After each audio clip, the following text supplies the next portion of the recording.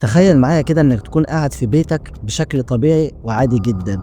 فجأة يجيلك اتصال تليفوني وتقول الو، تكتشف ان الشخص اللي بيكلمك ده بيرتعش من كتر العياط والخوف وبيقول لك الحقوني، امي اتقتلت قدامي واتذبحت. دي كانت بداية واحدة من اغرب وابشع الجرائم اللي شافتها المنصورة سنة 2022. كنت سأطلب من سيادتكم أن أعدم ليس في مكان بعيد، ولكن أعدم في ميدان عام تكون عبرة لمن يتطاول على أمي. والله ما تعمدت قتلها، إنها كانت ليست أمي، وهؤلاء الإخوة قصروا في حقي. هم كانوا فين يا سيادة الوزير؟ كل دي كانوا فين؟ ما لحقونيش ليه؟ ما قلتونيش بصحة ليه؟ أمي ماتت يا سيادة الوزير، أمي ماتت. أنا في حبس يا سيادة الوزير، والله لا يكف دمعي على أمي يا سيادة الوزير. جريمة بطلها مش بلطجي ولا مجرم، لا بالعكس، ده الناس كلها كانت بتقول عليه بالشيخ. بس الغريب هنا ان كل الناس اللي في المنصورة وكل الناس اللي يعرفوا الشيخ ده اتعاطفوا معاه بالرغم اللي عمله في امه. يوم 14 يوليو 2022 رجال الامن يوصل لهم بلاغ من شاب صغير عنده 19 سنة اسمه عمر، وهو بيصرخ في التليفون وبيقول لرجال الامن الحقوني بسرعة، وبيقول ان هو امه اتذبحت قدامه وبيحاول يمسك اللي قتلها لكن مش قادر عليه خالص. الشرطة على طول تتحرك للمكان، وأول ما يوصلوا هناك ويدخلوا البيت يلاقوا إن الناس كلها متجمعة حوالين البيت ده ومصدومين، لأنهم شافوا منظر يخلي أي إنسان يتجمد في مكانه على طول، لأن المنظر كان فعلا مرعب. شافوا ست كبيرة مرمية على الأرض ومذبوحة وغرقانة في دمها، وشافوا كمان شاب عنده 19 سنة اسمه عمر مخبوط على راسه وسايح في دمه وقع على الأرض، وابنها الكبير الشيخ محمود موافي الناس مسكينه بالعافية وهو في حالة غريبة جدا وعينه شاردة وبيكلم في نفسه كده وبيبص حواليه وبيبص فوق، بيكلم ناس مش موجودة كده وبيبص للسما وبيقول لهم كده أنا عملت اللي انتوا طلبتوه مني، سيبوا ابني في حالي بقى، سيبوني في حالي وسيبوا ابني في حالي، أنا نفذت اللي انتوا طلبتوه مني، كل حاجة نفذتها. الست بقى المدبوحة الكبيرة في السن دي الحاجة نرجس، واللي عمل فيها كده الشيخ محمود موافي ابنها الكبير. انتوا متخيلين الابن الكبير يعمل كده في امه ويذبحها بدون اي سبب؟ ليه عمل كده اصلا وهو كان متعلق بوالدته جدا وكان شخص متدين والناس كلها بتقول عليه شيخ؟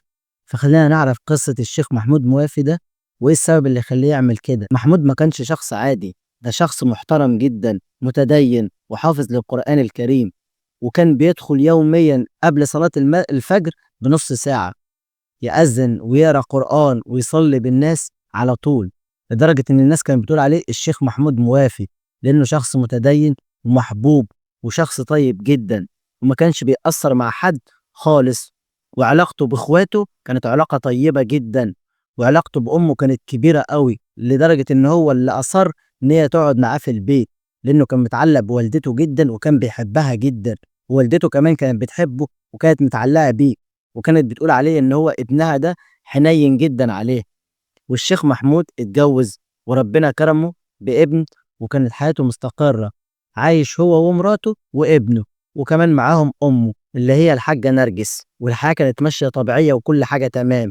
وكمان محمود ربنا كرم عليه من واسع لانه فتح محل قطع غيار للسيارات، والدنيا كانت ماشية معاه وكان بيكسب مكسب كبير وربنا كرمه من واسع، والحياة كانت مستمرة على كده.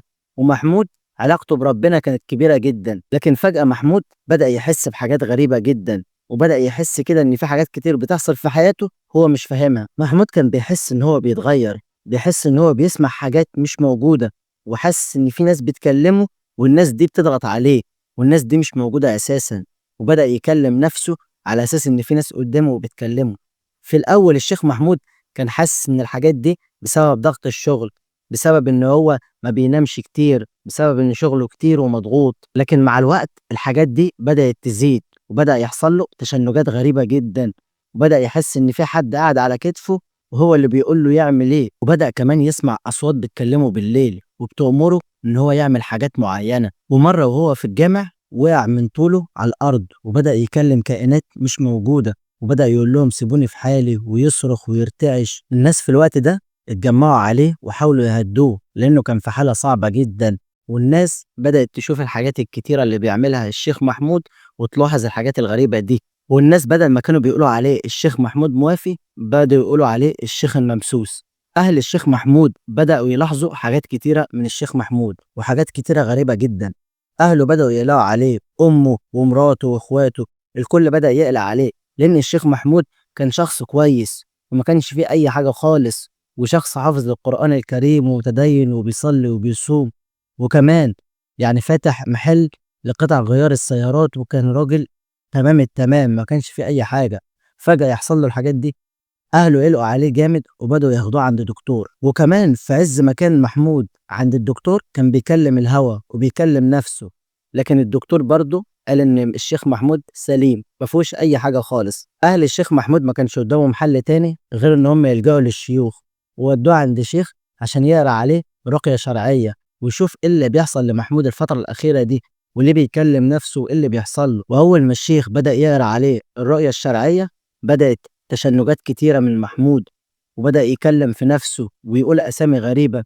ولما أهل محمود سألوا الشيخ عن الأسامي اللي بيقولها محمود، قال لهم دي أسامي للجن. الكل اتأكد من اللحظة دي إن محمود تحت سيطرة حاجة كبيرة جدا، حاجة أكبر منه بكتير، وبتديله أوامر مباشرة.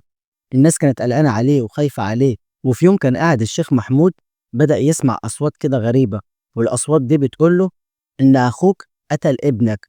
فنزل على طول للدور اللي تحت وبدأ يكلم أخوه، يقول له أنت ليه تقتل ابني؟ أنت ليه تعمل كده فيه؟ قتلته ليه أصلا؟ الأخ مستغرب بيقول هو إيه اللي بيقوله محمود ده؟ قال له أنا ما قتلتش ابنك ولا حاجة، وخده وقال له بص أهي أوضة ابنك أهو، ابنك نايم، أنا ما قتلتوش ولا عملت فيه حاجة. ومحمود بدأ يرتعش وبدأ إن هو يجيله تشنجات ووقع على الأرض. محمود كان بيتهيأله حاجات كتيرة وبيسمع أصوات كتيرة بتقول له على حاجات غريبة كتير.